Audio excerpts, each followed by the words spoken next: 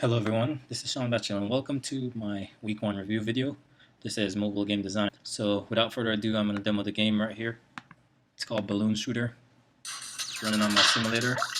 I have background music. I have a space alien dude that's just standing to the side, and balloons drop from the screen at random points.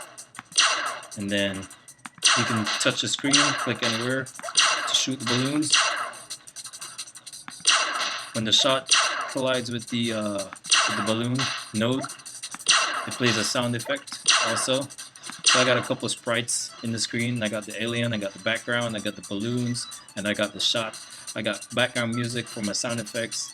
I got sound effect on the shot node, and I got sound effect on the balloons falling. I don't know if you can hear it. Makes a swooshing sound. So that's the game. All right. I started with Cocos 2D, and it was a little difficult to understand it. So there weren't for Cocos 2D. First of all, the installation was a pain. It was terrible. Not as easy as I thought it would have been because you got to download Sprite Builder and then use Sprite Builder to create the application, and then open it up in Xcode. That's to load it actually and download it. You download it with the terminal.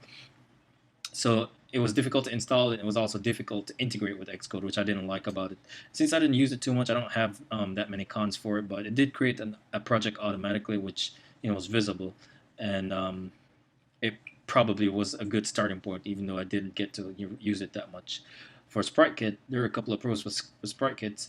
It's integrated with Xcode. That's the best one. Number one, that's the development environment that I'm used to, so it's easier to understand, which is good. And then the demo application that it came with, that scene was actually pretty easy to modify. So I like that. That was another pro for me. And then the other thing that I loved about it was the physics body. I've always seen games and wondered how they come up with the movements and the actions and everything for it. How do they code that, program it? But then I realized you got awesome libraries like SpriteKit, and it allows you to simulate different effects of physics, including gravity, which I loved using. The other con that I found with SpriteKit was I found it a little difficult to manipulate the gravity. I couldn't figure it out, but I ended up in the long run being able to.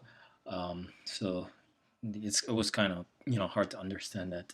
Now, what I found most valuable this week was the physics body. Like I said, I've always looked at games and tried to figure out, how on earth they do those, actions. That's a lot of coding, but the physics body turned out to be an awesome piece of tool that you can use to make the movements that you need for your nodes in the game. And then what I found most challenging, I wanted my balloons to fall more like balloons fall in the air, like they'll float around, go up and down. But the most I could figure was to actually lessen the gravity effect. And I don't know, there obviously there are other ways that to achieve that, but I couldn't quite figure that out. So that was pretty tough. And I wish I was able to make it look a little bit more natural.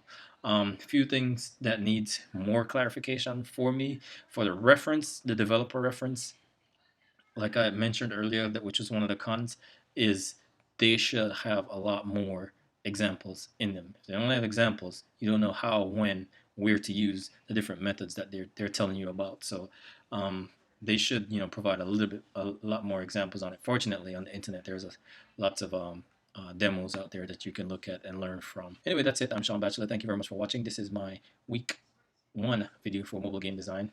Thank you.